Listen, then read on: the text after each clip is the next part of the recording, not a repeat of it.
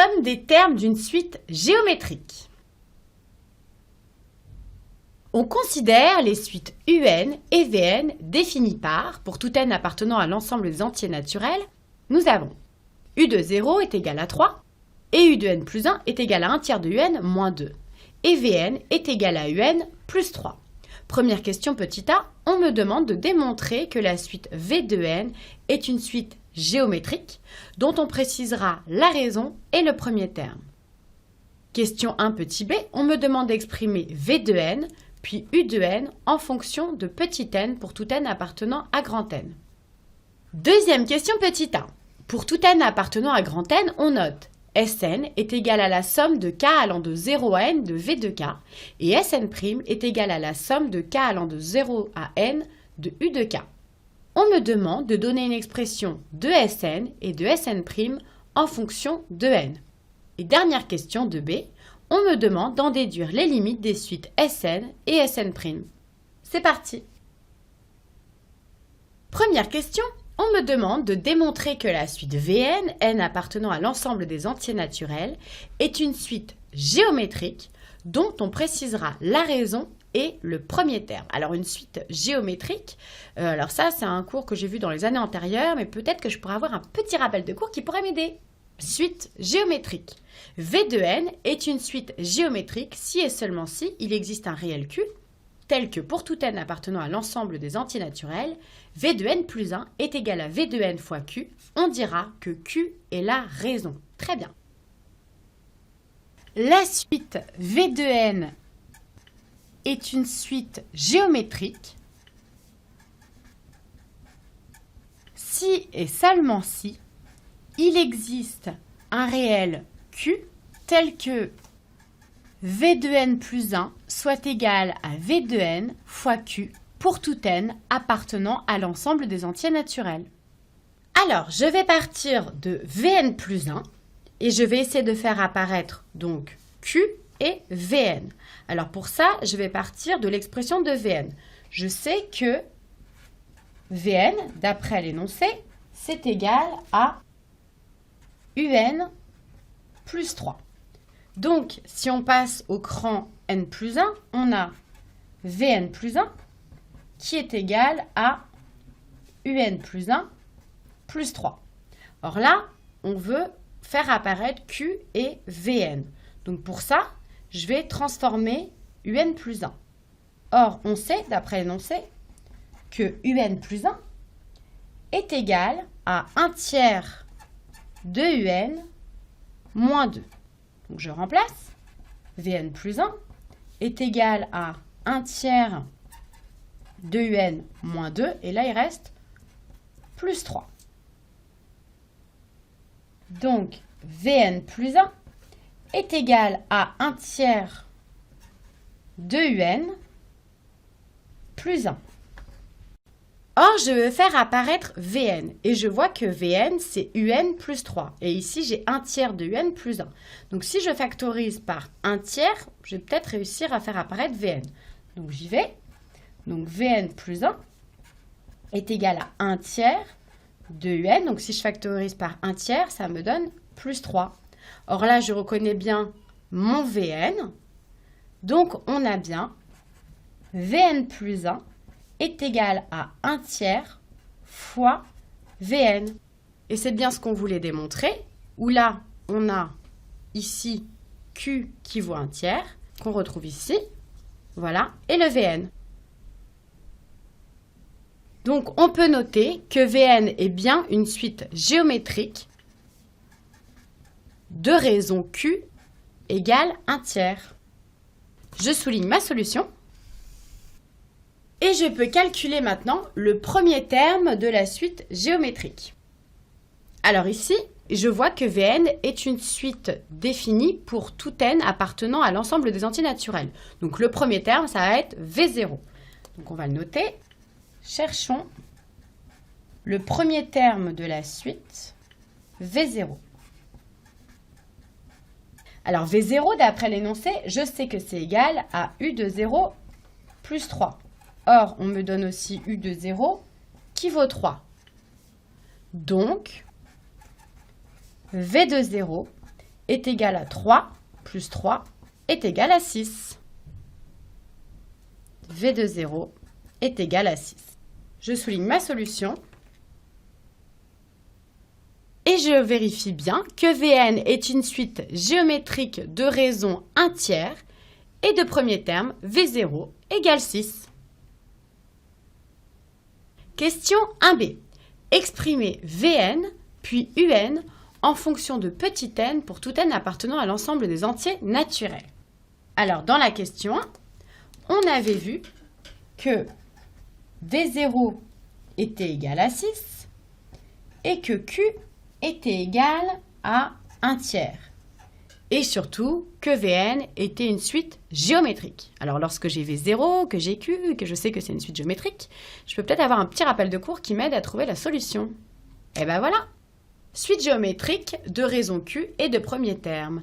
Si V de n est une suite géométrique de raison Q et de premier terme V0, donc c'est exactement ce qu'on a pour tout n appartenant à l'ensemble des entiers naturels, V de n est égal à V de 0 fois Q à la puissance n. Et bien c'est parti, il n'y a plus qu'à appliquer. Donc on a, pour tout n appartenant à l'ensemble des entiers naturels, V de n est égal à V de 0 fois Q à la puissance n. Or, V de 0, c'est 6, fois 1 tiers à la puissance n. Or, 1 tiers, le tout à la puissance n, c'est égal à 1 à la puissance n sur 3 à la puissance n. 1 à la puissance n, ça fait toujours 1, donc c'est égal à 1 sur 3 à la puissance n. Donc V de n est égal à 6 sur 3 à la puissance n. Je souligne ma solution. Et maintenant, on peut chercher U de n. Alors, U de n, d'après l'énoncé, je sais que c'est égal à V de n moins 3. Donc, V de n, on l'a. Il n'y a plus qu'à changer V de n par son expression. Donc, U de n est égal à 6 sur 3 à la puissance n moins 3. Je souligne ma solution. Et je vérifie. J'ai bien V de n qui est égal à 6 sur 3 à la puissance n et U de n qui est égal à 6 sur 3 à la puissance n moins 3. Alors, deuxième question, petit a. Pour tout n appartenant à l'ensemble des entiers naturels, on note Sn est égal à la somme de k allant de 0 à n des V de k. Et Sn' est égal à la somme de k allant de 0 à n des U de k. On me demande de donner une expression de Sn et de Sn' en fonction de n. Alors c'est parti, je vais commencer par Sn. Sn, on me dit que c'est la somme des k allant de 0 à n des V de k. Donc, je vais partir de k qui est égal à 0 et je vais augmenter les k jusqu'à arriver au dernier k qui sera égal à n. Donc, si on l'écrit, ça veut dire que ce sera égal à V de 0, plus V1, plus V2, etc. jusqu'à Vn-1 et le dernier V de n. Donc en fait, ça, c'est la somme des n premiers termes des V de n. Alors je sais que V de n, c'est une suite géométrique. Donc on veut la somme des n premiers termes d'une suite géométrique. Alors je crois qu'on a un petit rappel de cours qui pourrait m'aider. Alors voilà. Somme des premiers termes d'une suite géométrique. La somme des premiers termes d'une suite géométrique de raison Q vaut U de 0 plus U1 jusqu'à UN, qui est égal à U de 0, premier terme, fois 1 moins Q à la puissance n plus 1 sur 1 moins Q. Ou encore, on peut dire que c'est le premier terme, donc U de 0, ici ce sera V de 0, fois 1 moins Q, donc Q c'est la raison, à la puissance nombre de termes, bah ici des termes on en a n plus 1, parce qu'on commence à 0 et on va jusqu'à n, sur 1 moins q. Alors c'est parti, on va pouvoir transformer. Donc on a vu que Sn c'est égal à premier terme fois 1 moins q à la puissance nombre de termes, donc c'est-à-dire n plus 1, sur 1 moins q.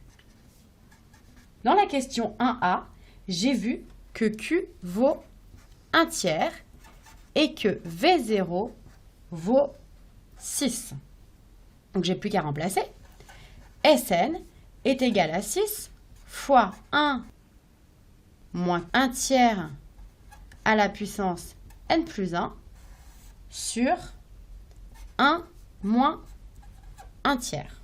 Donc, Sn égale. Alors en bas, 1 moins 1 tiers, ici si je mets sous le même dénominateur, ça fait 3 sur 3. Donc 3 sur 3 moins 1 sur 3, ça fait 2 tiers. Or, diviser par 2 tiers, c'est multiplier par 3 demi. C'est ce que je vais faire. 6 fois 3 demi, facteur, donc en haut, ça ne change pas, 1 moins 1 tiers à la puissance n plus 1. Je peux le mettre en bas, parce qu'en haut, 1 à n'importe quelle puissance, ça donne toujours 1.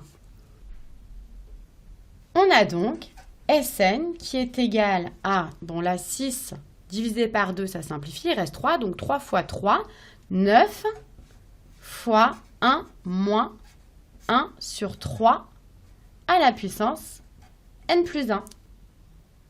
Et maintenant, je peux m'intéresser à Sn'. Alors, Sn', on a vu dans l'énoncé que c'est la somme des k allant de 0 à n de U de k. Or, U de k, je sais que c'est égal à V de k moins 3. Donc, si je remplace U de k par ici cette expression, ça me donne Sn' est égal à la somme de k allant de 0 à n de V de k moins 3. Or, la somme d'une différence, c'est la différence des sommes. C'est-à-dire que là, je peux distribuer la somme. On va le faire. Ce qui me donne la somme de k allant de 0 à n dv de k moins la somme de k allant de 0 à n, la somme des 3. Alors ici, je reconnais que c'est ma somme Sn. Donc vu que je viens de la calculer, je peux remplacer. Donc j'ai vu juste au-dessus que Sn, je peux la remplacer par 9, facteur de 1 moins 1 sur 3 à la puissance n plus 1. Donc Sn' est égal à 9 facteur de 1 moins 1 sur 3 à la puissance n plus 1 moins, alors somme des 3 allant de 0 à n. En fait, c'est 3 plus 3 plus 3 plus 3 et on va le faire n plus une fois. Donc, c'est égal à 3 fois n plus 1. Voilà, donc je souligne ma solution. Et je vérifie. J'ai bien Sn qui est égal à 9 facteur de 1 moins 1 sur 3 à la puissance n plus 1. Et Sn' qui est bien égal à 9 facteur de 1 moins 1 sur 3 à la puissance n plus 1 moins 3 fois n plus 1. Dernière question, on me demande d'en déduire les limites des suites Sn et Sn'. Alors, en déduire.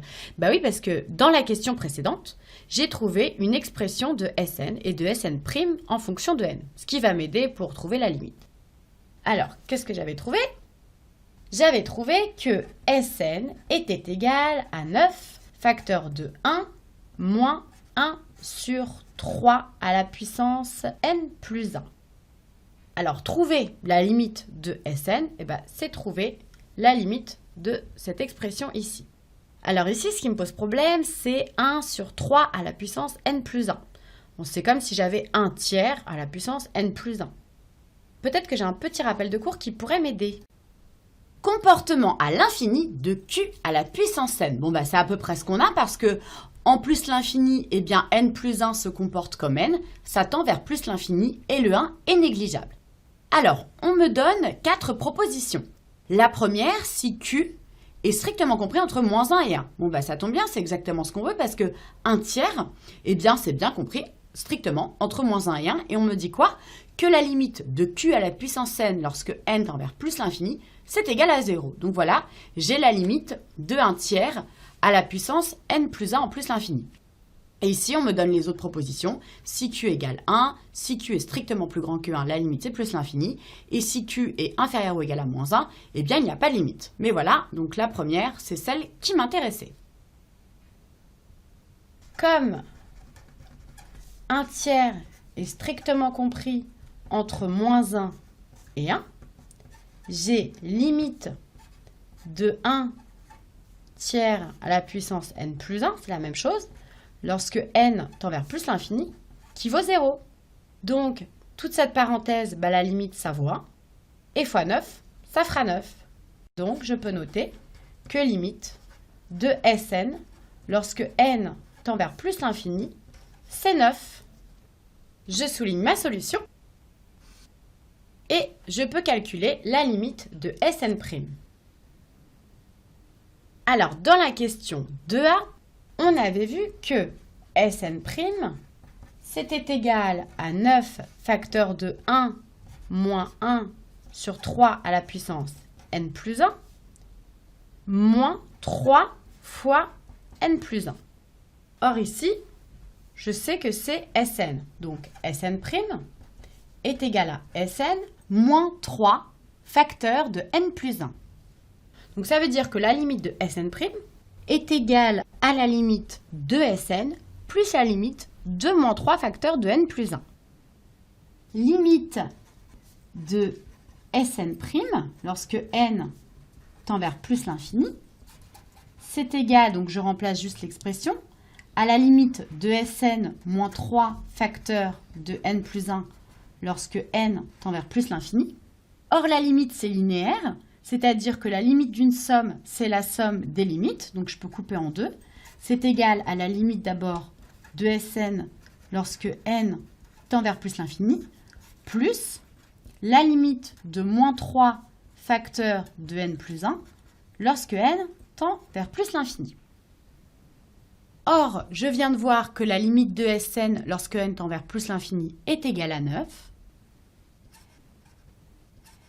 Et la limite de moins 3 facteur de n plus 1 lorsque n tend vers plus l'infini, alors n plus 1, ça tend vers plus l'infini en plus l'infini, multiplié par un réel négatif, ça va être moins l'infini. Donc la limite de Sn' est égale à 9 moins l'infini, donc ça va être moins l'infini. Je trouve limite de Sn' lorsque n tend vers plus l'infini, c'est égal à moins l'infini. Je souligne ma solution. Je vérifie mes solutions.